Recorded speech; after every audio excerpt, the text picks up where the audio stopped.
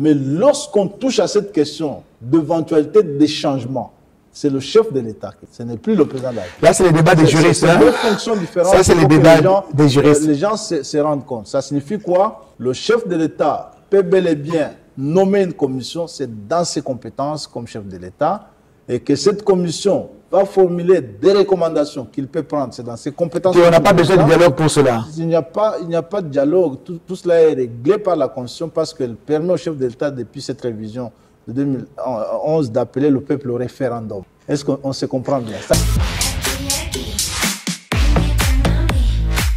Mesdames, Messieurs, merci de nous rejoindre dans votre magazine Questions d'actualité. L'actualité en République démocratique du Congo, c'est cette question qui fait débat dans plusieurs salons, dans plusieurs villes, dans plusieurs provinces et en dehors des frontières nationales. La question de la révision constitutionnelle, la question du changement de la Constitution du 18 février 2006, le président de la République, lors de son discours sur l'état de la nation, le chef de l'État Félix Antoine Tshisekedi Tshilombo, lui a parlé des réformes institutionnelles. La réflexion est lancée.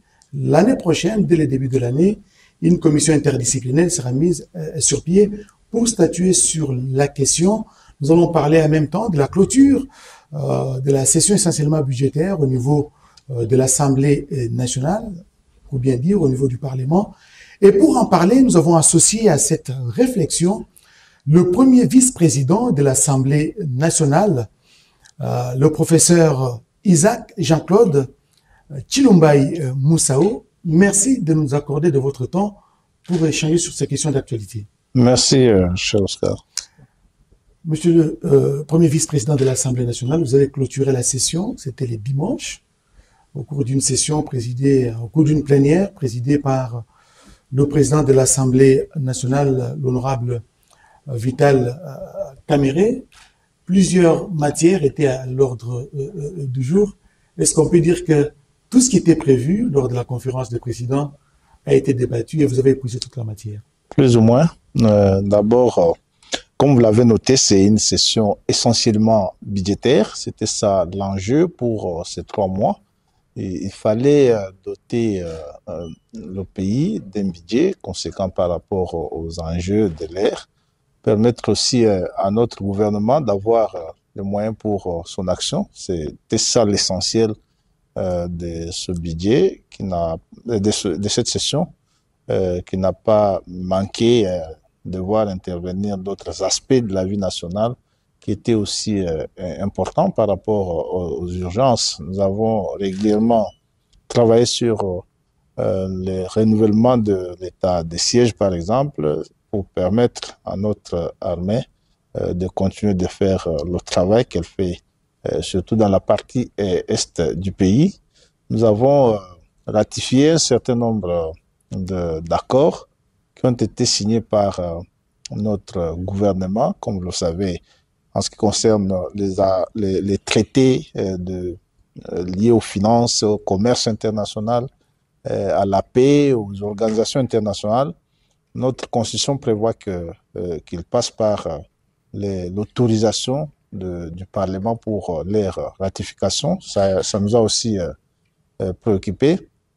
C'est une session pendant laquelle nous avons travaillé notamment sur les contacts extérieurs. Moi en particulier ici. Et justement, vous étiez toujours entre deux avions. Je m'occupe des relations extérieures. Oui, pas forcément. On a eu quand même des sessions importantes des activités interparlementaires qui nécessitent que le Congo, qui pendant longtemps, de nombreuses années, a été quand même absent sur la scène internationale. Depuis l'avènement de son Excellence Félix Antoine Tshisekedi Tshilombo, nous avons compris qu'il fallait combler ce vide. D'abord, on a redynamisé notre diplomatie classique. Dans la plupart des cas, nous avions des missions diplomatiques qui n'avaient plus d'animateurs, qui n'avaient plus du personnel. Et nous avons aussi tenté d'équiper nos ambassades, de donner à nos diplomates, nos représentants à l'étranger des moyens de locomotion et un certain degré d'existence. Et ça a été fait. Je ne dis pas que c'est déjà satisfaisant.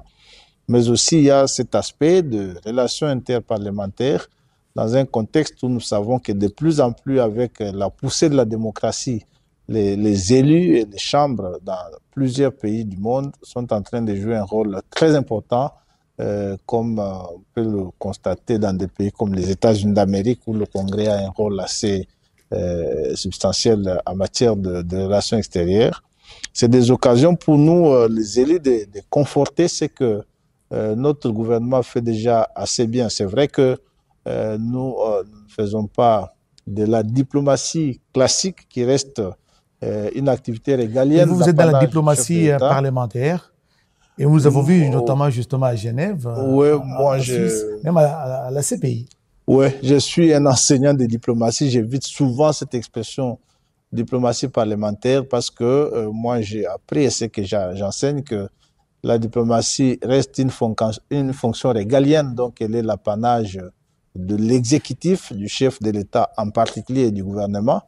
Et notre accompagnement, c'est aussi que de plus en plus, comme je l'ai dit, le Parlement joue un certain rôle, un rôle important dans l'accompagnement de l'action diplomatique du pays, en commençant par l'adoption du budget. Il faut doter le gouvernement des moyens de politique étrangère assez efficaces.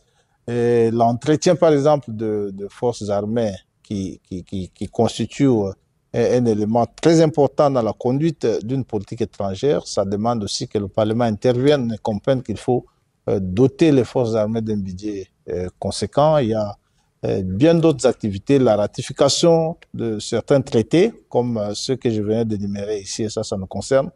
Et de plus en plus, du fait que les parlements, même dans les conduites des politiques internes, jouent un certain rôle, un rôle d'ailleurs très important. Dans certaines décisions de leur gouvernement, les parlements commencent à jouer un certain rôle important. Il est désormais important que là où les parlementaires du monde se réunissent, c'est que chacun tente de faire prévaloir le point de vue de son État, que nous y soyons, ce que nous n'avons pas fait pendant plusieurs années qui sont passées, et nos partenaires de plus en plus remarquent que le Congo est revenu. Le Congo est revenu, c'est le réveil pratiquement du géant. Ouais. Parmi les matières qui figuraient à l'ordre du jour de cette session qui vient de s'achever, là c'est une session essentiellement budgétaire, il y a eu le discours sur l'état de la nation du président de la République, Félix-Antoine Tshisekedi Tshilombo. C'est pratiquement un discours bilan qui trouve son fondement juridique dans la Constitution à l'article 77. Nous allons suivre un extrait de cette adresse du président de la République, de ces discours qui a balayé pratiquement tous les secteurs, tous les domaines de la vie nationale, donc politique, sociale, sécuritaire. Et le chef de l'État s'est exprimé également sur les réformes institutionnelles ou, si vous voulez, sur la révision ou le changement de la Constitution. Nous allons suivre un extrait et puis nous allons échanger à ce sujet. Cependant, cette situation nous invite à une réflexion commune. Il est peut-être temps d'engager une réflexion nationale sur une réforme constitutionnelle.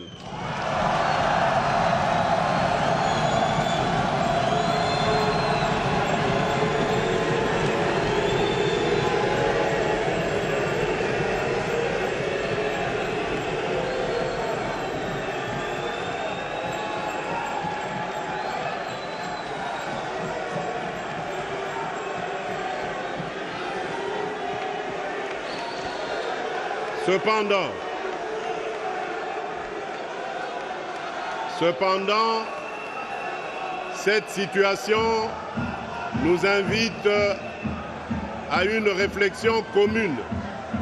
S'il vous plaît, silence s'il vous plaît.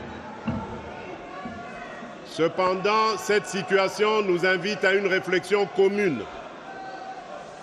Il est peut-être temps d'engager une réflexion nationale sur une réforme constitutionnelle afin d'éliminer les failles qui ralentissent le fonctionnement de notre appareil étatique. Cette démarche consiste uniquement à lancer une initiative visant à inviter nos compatriotes à une réflexion sincère pour bâtir un cadre institutionnel plus adapté aux réalités et aux aspirations de notre peuple.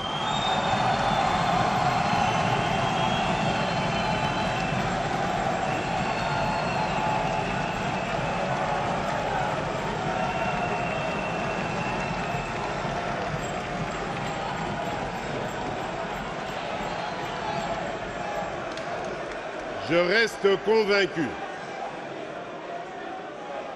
Je reste convaincu que malgré les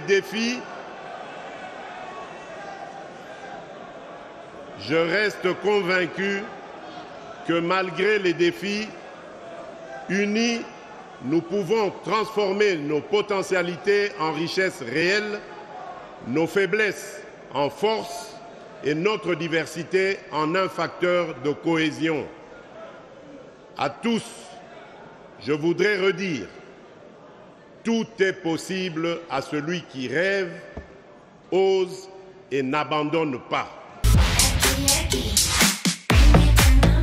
Professeur Isaac Jean-Claude Tshilumbayi, vous êtes premier vice-président de l'Assemblée nationale. Vous étiez dans la salle lorsque le garant du bon fonctionnement des institutions de la République, le chef de l'État, Félix Antoine Tshisekedi Tshilombo, a prononcé son discours, un discours qui a tenu en haleine toute la salle, un discours d'1h43 minutes.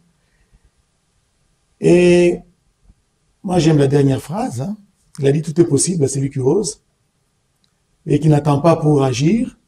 Et ça a ramassé pratiquement une salve d'applaudissements de l'assistance. Le chef de l'État s'est exprimé sur les réformes institutionnelles. Est-ce qu'il y a une différence entre révision de la Constitution, changement et réforme institutionnelle?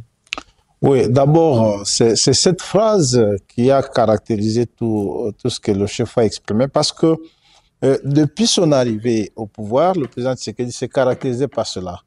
La conviction qu'il est capable de transformer ce pays. Et cette conviction s'est manifestée d'abord dans ses capacités à doter le pays de moyens de son action.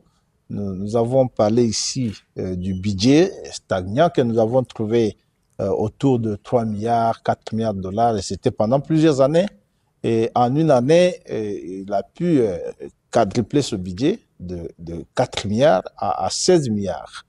Et là, vous comprenez que la volonté de faire, de s'engager, de mieux faire, elle est absolument résolue. Nous avons trouvé en somnolence des aspects très importants de notre constitution comme l'instauration de l'enseignement gratuit et obligatoire dans ce pays. Et ça faisait pratiquement 15 ans, 13 ans que cette constitution était en vigueur. Personne ne semblait s'empresser pour y parvenir. Et lorsque le président Tshisekedi, moi je me souviens, a fait des premières annonces qu'il envisageait rendre possible et effective la gratuité de l'enseignement, je vis de nombreux techniciens, de nombreux experts qui lui ont fait comprendre qu'il y a des données de la Banque mondiale. C'est impossible. Il ne pouvait pas croire. C'est impossible d'ici 20 ans. Et moi, je vois, ce jour-là, c'était encelé lorsque j'ai entendu pour la première fois le président de la République dire « on y va ». Et moi donc tout est possible à celui qui ose, comme il a dit lui-même. Il a dit « on y va ». Et lorsqu'il a déclenché ce mécanisme, nous tous, on est restés frilés. On se disait, bon, où est-ce qu'on va aller avec ça? Peut-être ça va capoter, ça va se péter sur nos visages. Et aujourd'hui, nous sommes là devant une réalité, une évidence. Moi, j'ai vu quelqu'un de trop critique sur la gouvernance du président Tshisekedi qui disait, par exemple, que bon, voilà, il y a un enseignant qui fait un bon travail ici, mais qui ne touche que 150 $ le mois. J'ai dit, bon, si au moins il a reconnu que l'enseignant touche 150 $ le mois, c'est déjà quelque chose parce que lorsque nous sommes effectivement arrivés, non seulement que l'enseignant était autour de 80 $, mais ce n'était même pas les 10% des enseignants qui sont payés aujourd'hui. La plupart d'entre eux travaillaient comme des esclaves.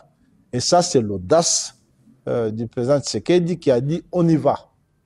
Nous y sommes allés. Aujourd'hui, les écoles sont en train d'être équipées des bancs. Les enfants ont repris le chemin de l'école. Vous avez des écoles qui ont été construites dans toutes nos entités de base. Même s'il y a des petites difficultés. Les difficultés ne vous en faites pas. Les classes sont surpeuplées. Les difficultés ne vous en faites pas. Moi, je rappelle toujours cette campagne qui a opposé, je crois, Madame Ségolène Royal à Nicolas Sarkozy lors de ce débat. C'est un débat qui a tourné autour de la qualité de l'enseignement en France. Vous voulez parler du débat des campagnes? Oui, de la qualité de l'enseignement en France. C'est la France. La France, c'est cette quatrième puissance globale du monde. Lorsque je dis quatrième puissance globale, c'est-à-dire qui réunit plus ou moins tous les aspects des puissances pour se classer en rang utile sur l'échiquier international.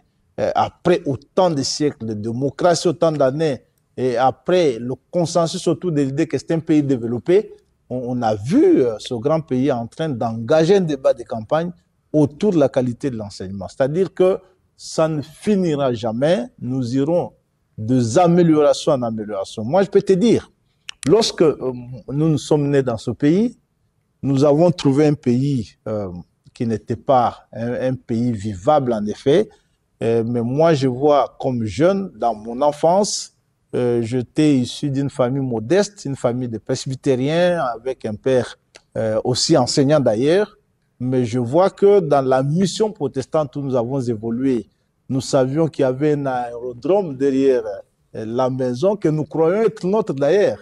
Parce qu'il y avait cycliquement atterrissage des avions mardi, jeudi et samedi.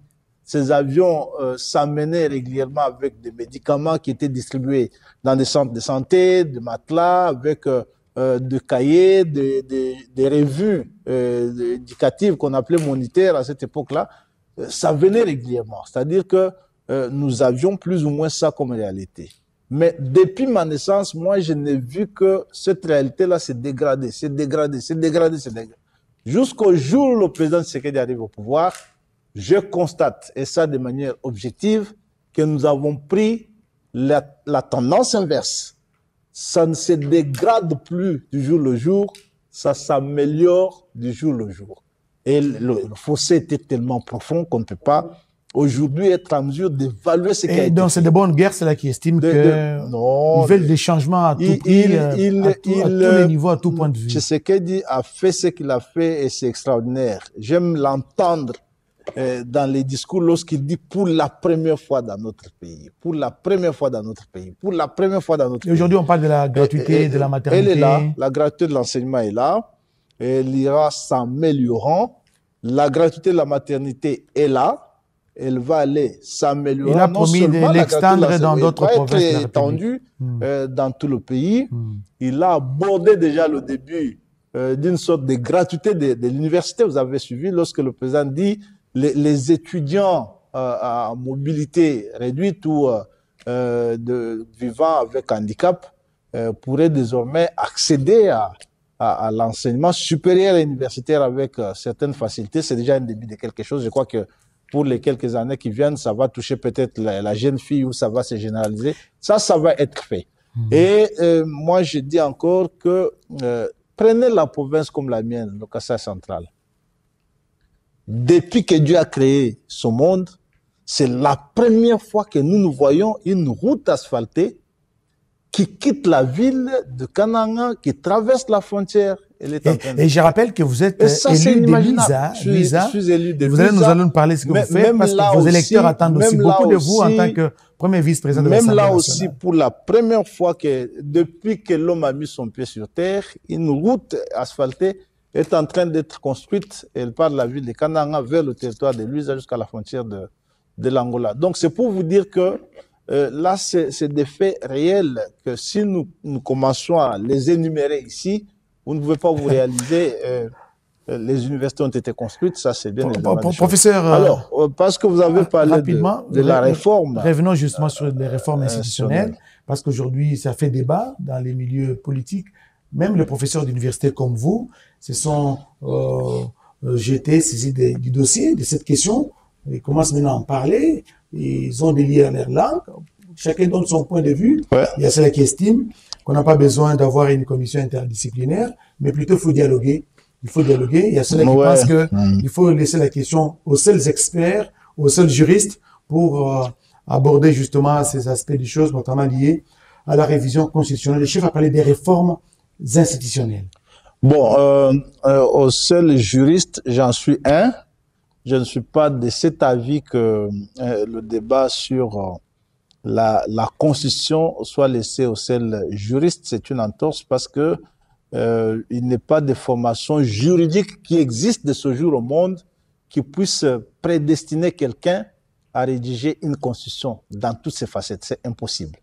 La Constitution, c'est un livre assez précieux, assez sensible, qu'il a besoin des historiens, qu'il a besoin des sociologues, des anthropologues, qu'il a besoin des acteurs de la société civile, qu'il a besoin de politicologues, des économistes.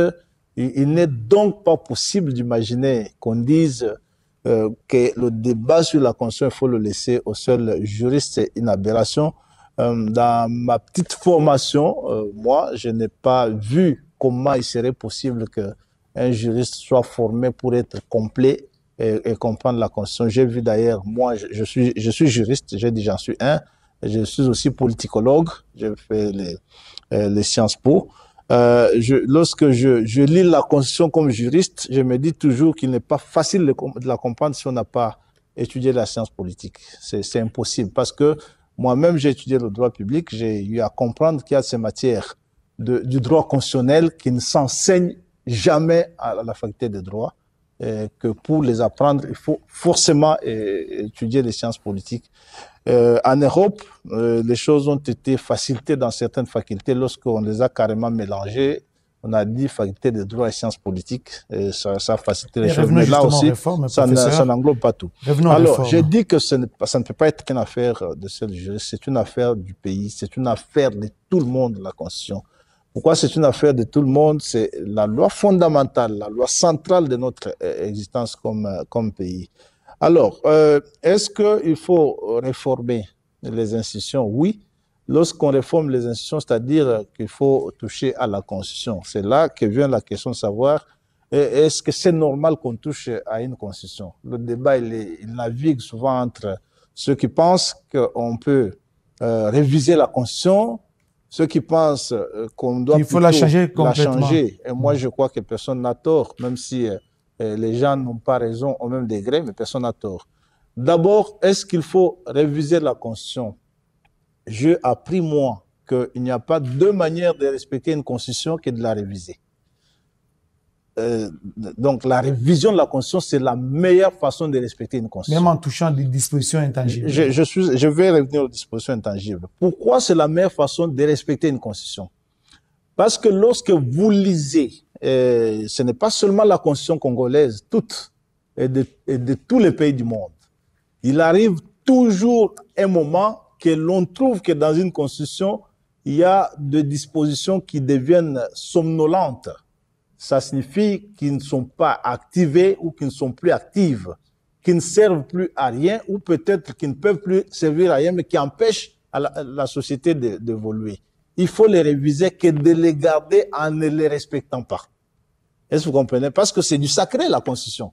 Lorsque une disposition est introduite dans la Constitution, elle est faite pour être respectée. À partir du moment qu'elle n'offre plus la possibilité d'être respectée, il faut que la Constitution soit révisée. C'est l'unique façon de respecter une Constitution comme texte fondamental. Professeur Chiche, vous comprenez bien. Et donc, cette Constitution, d'après vous, elle est devenue dépassée par rapport aux réalités sociales. Je ne veux pas dire ça.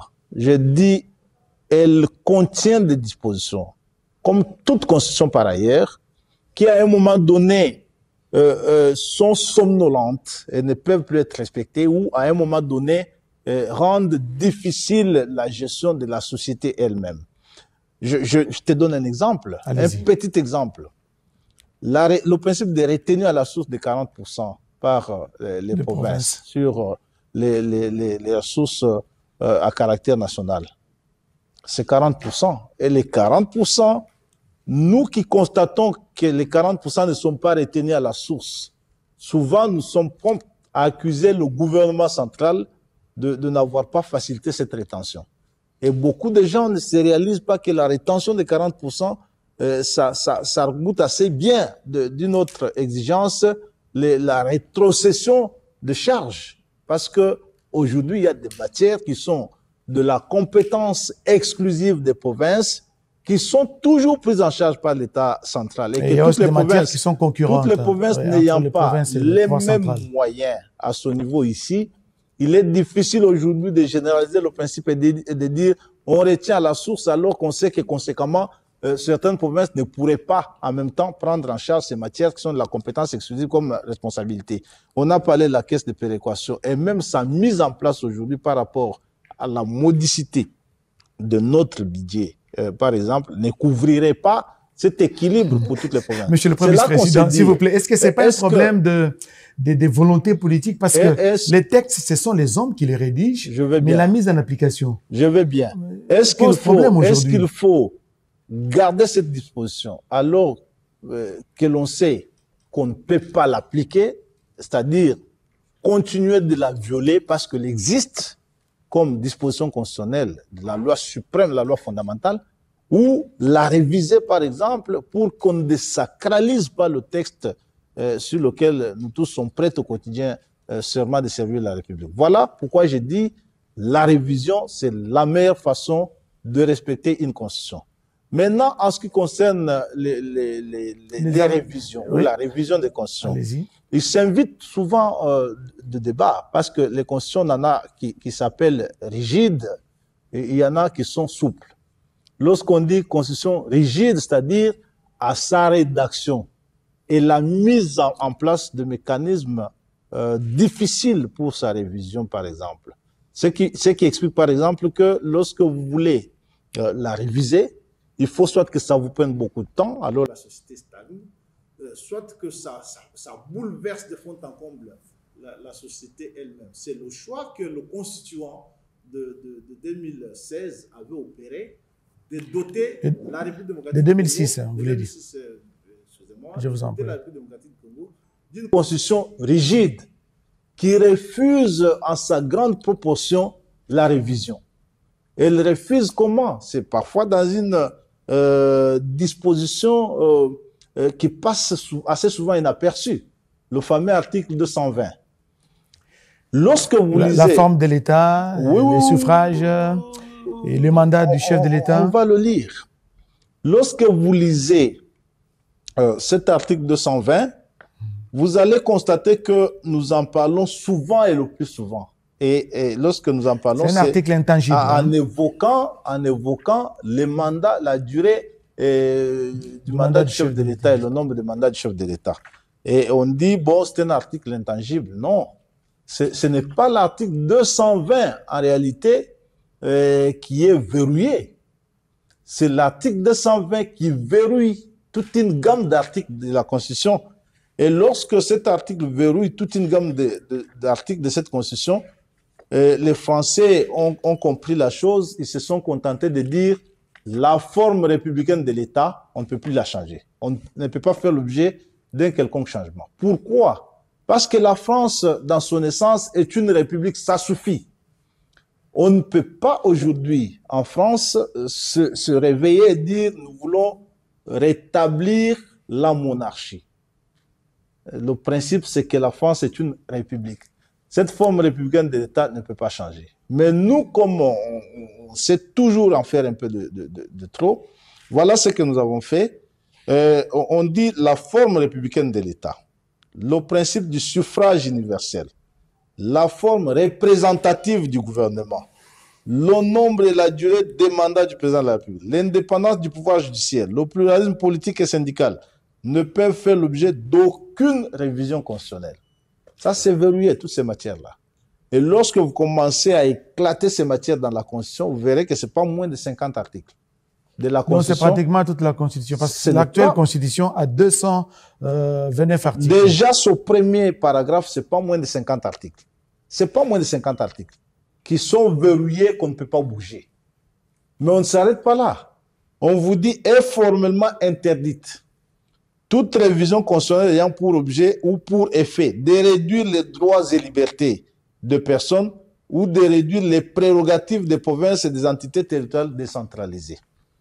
Encore là, ce n'est pas moins de 50 articles. Nous sommes déjà à plus de 100. Nous sommes à plus de 100 articles de cette Constitution qu'on ne peut pas modifier. Qui dépendent forcément de l'article 220. Bien évidemment. Alors, on peut tout comprendre, mais lorsque nous discutons cette question, on voit tout droit la durée et le nombre de mandats du président de la République. Mais on ne voit pas qu'on a aussi conjuré, on a aussi verrouillé les pouvoirs des provinces et des entités territoriales décentralisées. Je vais y aller. Rapidement, parce qu'on doit revenir sur le mandat du président de la République, parce qu'une certaine opposition estime que derrière cette révision ou ces changements de la Constitution du 18 février 2006, il y a l'idée pour les sociétaires de l'Union sacrée pour la nation d'accorder, d'allonger pratiquement les mandats du président de la République, ou soit de changer carrément, de passer à de la Troisième République à la Quatrième République, puisque cette constitution, selon certains juristes comme vous, ils estiment que c'est des copies-collées de la Constitution de France, française, et qui a conduit à la Cinquième République. Bon, je ne suis pas partisan de l'idée que c'est du copier-coller de la Constitution française. Je vais y revenir pour vous montrer qu'il y a des différences substantielles entre cette Constitution et la Constitution française. J'étais en train de vous donner le cas de pouvoir, de compétences des provinces et des entités territoriales décentralisées. D'abord, c'est pas aisé pour un système, pour un dispositif expérimental comme les provinces régionalisées et les entités territoriales décentralisées telles qu'on les a constituées aujourd'hui. Ce n'était pas aisé qu'on verrouille de matières qui constituent un système expérimental. Parce que les provinces régionalisées, on venait de les mettre en place. Le dédoublement institutionnel de l'État central de la province, on venait de mettre ça en place. On pouvait ne fût-ce que tenter d'observer pendant quelques temps pour dire est-ce que ça va fonctionner, que de verrouiller une matière expérimentale comme celle-là. Qu'est-ce qui arrive comme conséquence? À peine 5 ans après. Des crises à répétition, vous voulez pas des crises. 5 ans après, on se rend compte que ce n'était pas faisable. Voilà. Ce n'était pas faisable. Pourquoi? Parce que on passe à une révision aussi brutale qu'on l'a vécue et qui touche directement le fameux article 220, pas seulement en un seul aspect. Lorsqu'on révise en 2011, on vous dit ici que l'indépendance du pouvoir judiciaire ne peut faire l'objet d'aucune modification constitutionnelle. Et avec cette constitution de 2006, le parquet faisait partie intégrante du pouvoir judiciaire. On l'a dissocié de la justice. Il était indépendant, voilà. N'est-ce pas? Et ça ne pouvait faire l'objet d'aucune révision constitutionnelle. En 2011, on dissocie le parquet du pouvoir judiciaire. En fait, moi, j'étais partisan de ce principe, bien que j'étais conséquent de dire que c'est une violation de l'article 220. Je n'avais pas imaginé comment le constituant avait pensé que le parquet, qui absolument doit être le bras séculier du pouvoir exécutif de par ses mandats, puisse faire partie intégrante du pouvoir judiciaire et être ainsi déclaré indépendant. Ils l'ont fait. On a violé, on a modifié l'article 220, on a modifié une matière intangible. On ne s'arrête pas là. Il y a eu une autre matière intangible qu'on a violée. Le gouverneur de province, lui, il est élu par l'Assemblée provinciale, selon la constitution initiale. En même temps, il est le représentant du chef de l'État. Il est élu par l'Assemblée provinciale, selon l'expression initiale. C'est donc une compétence exclusive de l'Assemblée provinciale d'élire le gouverneur. Et c'était ça de ce principe, bien que j'étais conséquent de dire que c'est une violation de l'article 220, je n'avais pas imaginé comment le constituant avait pensé que le parquet, qui absolument doit être le bras séculier du pouvoir exécutif de par ses mandats, puisse faire partie intégrante du pouvoir judiciaire et être ainsi déclaré indépendant. Ils l'ont fait. Il y a eu une autre matière intangible qu'on a violée. Le gouverneur de province, lui, il est élu par l'Assemblée provinciale, selon la constitution initiale. En même temps, il est le représentant du chef de l'État. Il est élu par l'Assemblée provinciale, selon l'expression initiale. C'est donc une compétence exclusive de l'Assemblée provinciale d'élire le gouverneur. Et c'était sa compétence exclusive de le démettre, n'est-ce pas? Oui. Lorsque on change cette constitution, on permet au président de la République de révoquer le gouverneur de province. Qu'est-ce qu'on a fait? On a touché aux compétences de provinces et des entités territoriales décentralisées. Bien que là encore, moi, je suis partisan du principe qu'il était normal que le chef de l'État révoque le gouverneur. Il y a un dysfonctionnement au niveau de cette constitution. Il y a un dysfonctionnement dans la rédaction d'abord. Il y a une incohérence dans la rédaction. Comment est-ce le gouverneur, lui, ne pouvait pas être révoqué par le chef de l'État alors que, il est investi par le chef de l'État et par voie, bien évidemment, d'ordonnance, par voie réglementaire. Vous estimez que c'est à dessein que les rédacteurs ça ne s'arrête pas là. Certains articles On de cette pouvait constitution. donner à l'ordonnance d'investiture tous les qualificatifs qu'on peut pour dire que oui, il peut investir et ne pas révoquer, ce qui n'est pas vrai parce que lorsque le chef de l'État investit par voie réglementaire, ça a des conséquences. Mais si on met ça de côté, voici comment ce gouverneur, il est gestionnaire en province d'un patrimoine très important de l'État central. Donc un patrimoine lui confié par l'État central.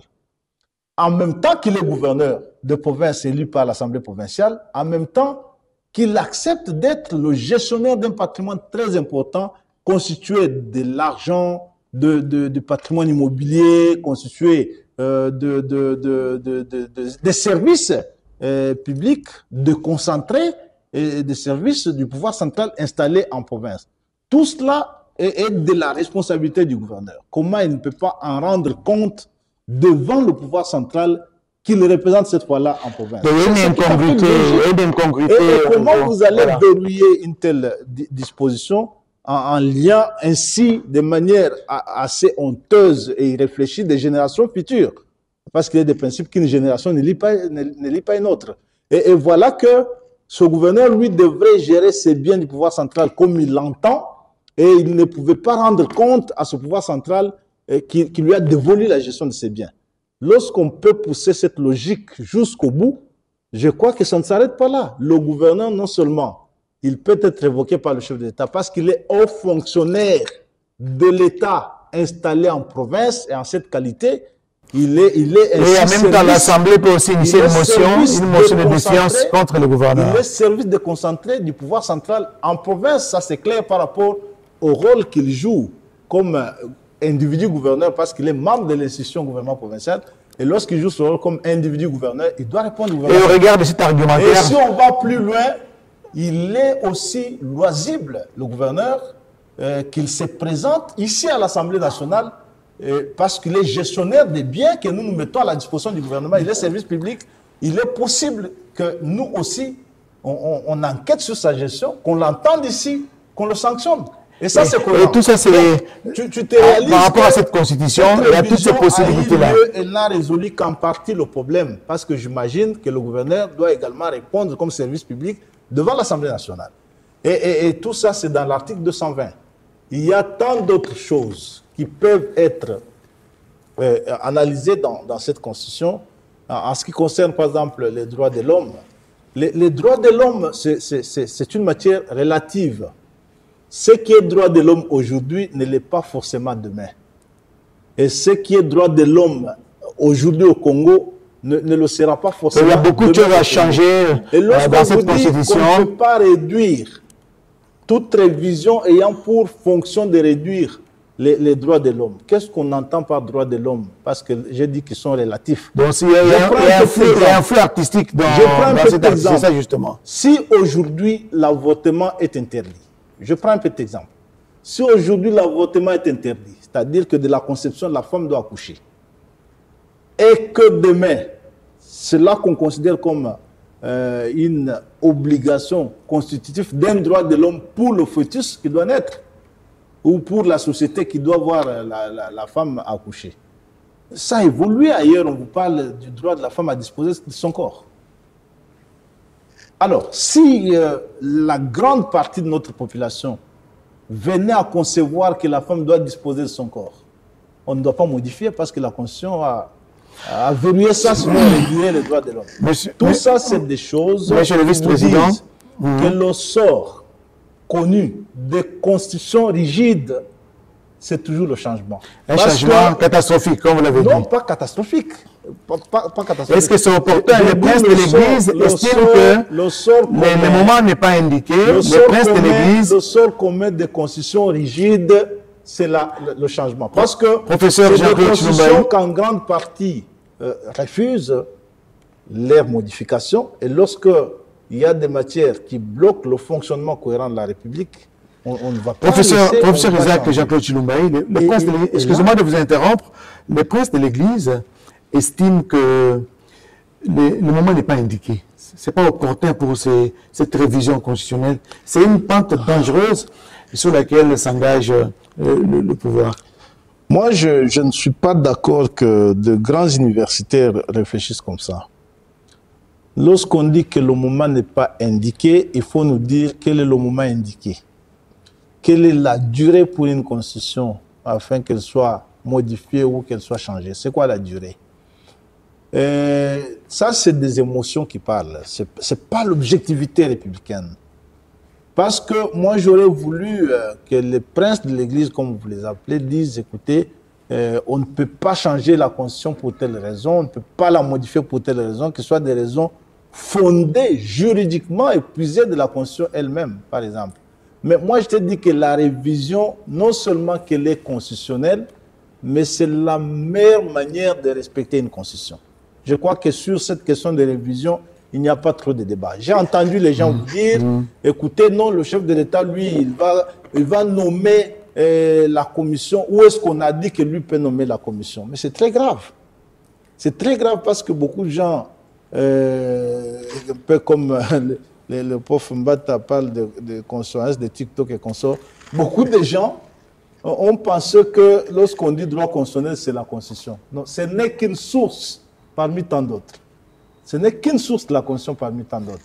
Donc, en dehors d'elle, lorsque on parle droit constitutionnel, pour la comprendre, il y a beaucoup d'autres choses. Il y a les coutumes constitutionnelles, il y a la jurisprudence, il y a le droit comparé, il y a les pratiques. Et pour le nombre de mandats, vous estimez qu'il faut passer de 5 à 7 ans ou de 7 à 10 ans? Je vais y revenir.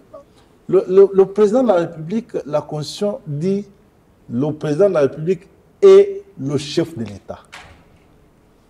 Ce n'est pas fortuit qu'un mot comme ça soit inséré dans une disposition légale lorsqu'on dit le président de la République est le chef de l'État.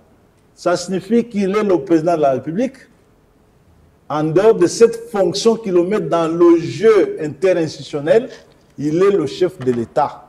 Ce titre qui le place au-dessus des institutions comme garant du bon fonctionnement des institutions, mais aussi comme arbitre des conflits interinstitutionnels. C'est en cette qualité-là, lorsque le garant du bon fonctionnement des institutions trouve que la Constitution elle devient un handicap à certains égards, qu'il peut mettre en place un mécanisme parce que... Ça, c'est l'article 218. Revenons sur le mandat. Attention, l'article 218 insiste sur les initiatives des révisions. Voilà. Là, c'est le président de la République. Mais lorsqu'on touche à cette question d'éventualité des changements, c'est le chef de l'État qui parle. Ce n'est plus le président de la République. Là, c'est le débat des juristes. C'est deux fonctions différentes. Ça, c'est le débat des juristes. Les gens se rendent compte. Ça signifie quoi? Le chef de l'État peut bel et bien nommer une commission, c'est dans ses compétences comme chef de l'État, et que cette commission va formuler des recommandations qu'il peut prendre, c'est dans ses compétences. Et on n'a pas besoin de dialogue pour cela. Il n'y a pas de dialogue. Tout cela est réglé par la Constitution parce qu'elle permet au chef de l'État, depuis cette révision de 2011, d'appeler le peuple au référendum. Est-ce qu'on se comprend bien? C'est-à-dire que le chef de l'État peut mettre en place la Constitution. C'est de son pouvoir constitutionnel. Dans cette commission, la commission interdisciplinaire. C'est de son pouvoir constitutionnel, bien évidemment. Et que cette commission va travailler, va produire des réflexions, des recommandations qu'elle va lui remettre dans ses pouvoirs constitutionnels de chef de l'État. Et que le chef de l'État va apprécier, cette fois-là de manière discrétionnaire, comme chef de l'État, et va décider de l'éventualité d'appeler le peuple au référendum. C'est son pouvoir constitutionnel. Nous sommes en train de terminer cette émission, même si vous ne voulez pas vous exprimer sur le nombre de mandats, la durée des mandats du président de la République. Moi, je dis 5, 7 il n'y a aucun sujet, 10 ans. Aucun sujet fétiche. On peut aussi réduire à 4. On peut aussi garder 5. On peut aussi aller à 7. On peut aussi aller à 10. Pour autant et c'est au peuple de décider. Pour autant que le peuple, lui seul, que la Constitution a, en son article 5, érigé en souverain, se prononce sur cette question-là. Toi et moi, nous sommes qui pour imaginer qu'on peut faire ombrage à ce souverain érigé par cette Constitution? Et tout comme on peut aussi répartir à 0, ça veut dire que nous avons la 4e République et le compteur à 0. Vous savez, beaucoup de gens, c'est là que je vous parle, de gens qui parlent de la Constitution, qui pensent que c'est le droit constitutionnel. La notion de souveraineté, elle découle effectivement de ces réflexions de Westphalie, en doctrine. On voit Jean Baudin en ces 6 livres de la République lorsqu'il parle de la compétence. Même si ce n'est pas une tradition littérale de la souveraineté d'aujourd'hui, mais c'est de cela qu'elle tire sa quintessence, de ce pouvoir illimité, absolu et inconditionné. Il est total en tant que tel, le pouvoir d'un souverain. Et aujourd'hui, lorsque la Constitution dit la souveraineté appartient au peuple, il exerce et c'est le peuple qui par doit ses décider. représentants ou directement par voie de référendum. Et que cette même Constitution dit le chef de l'État, lui, il a le pouvoir d'appeler le peuple au référendum. C'est-à-dire qu'il peut poser cette question en des termes qu'il veut au peuple. Et c'est les souverains primaires qui vont décider. Et ça, c'est des choses assez simples. Parce que la souveraineté, en tant que telle, lorsqu'elle fonde ce pouvoir du peuple de s'autodéterminer, ceux qui disent qu'on ne peut ni réviser ni changer, c'est eux qui violent maintenant la Constitution. Parce que, d'abord, parce que tout est prévu dans cette Constitution. Tout est prévu, la révision, elle est prévue. C'est-à-dire, celui qui viole la Constitution, c'est celui qui prend son audace de manifester dans la rue contre la révision de la Constitution, donc contre l'application de la Constitution. Voilà, monsieur le Premier vice-président, qui refuse que le peuple, dans toute sa souveraineté, s'exprime, par exemple, y compris au travers du référendum, pour changer ou maintenir sa Constitution. Là, il viole la Constitution parce que merci, professeur. Ce peuple le faire. Monsieur et donc, on ne peut le pas Premier vice-président s'imaginer de l'Assemblée nationale, des textes comme ça pour rien et qu'à un moment donné de notre vie, que des personnes expriment leurs humeurs et les transforment en fondement de notre existence comme République, ça c'est ça qui n'est pas acceptable. C'est ce qui n'est pas acceptable. Nous sommes en train de terminer cette émission. Je voudrais que vous puissiez faire votre commentaire. Le président de la République, Félix-Antoine Tshisekedi Tshilombo, a effectué ce dimanche des déplacements vers Luanda, en Angola, dans le cadre du processus de Luanda pour le retour de la paix dans l'Est de la République démocratique du Congo. Nous avons constaté qu'il y avait une bourde. Il était prévu une tripartite, mais elle n'a pas eu lieu parce que le Rwanda exigeait, avant cette tripartite, que le pouvoir de Kinshasa puisse négocier avec le M23. Oui, mais c'est ça. Ce qui est important dans cette question, c'est que le chef de l'État a, une fois de plus, montré au monde entier sa détermination de voir la paix revenir au Congo et son engagement à participer à la résolution courageuse de cette crise, y compris avec un agresseur qualifié, un agresseur reconnu en tant que tel.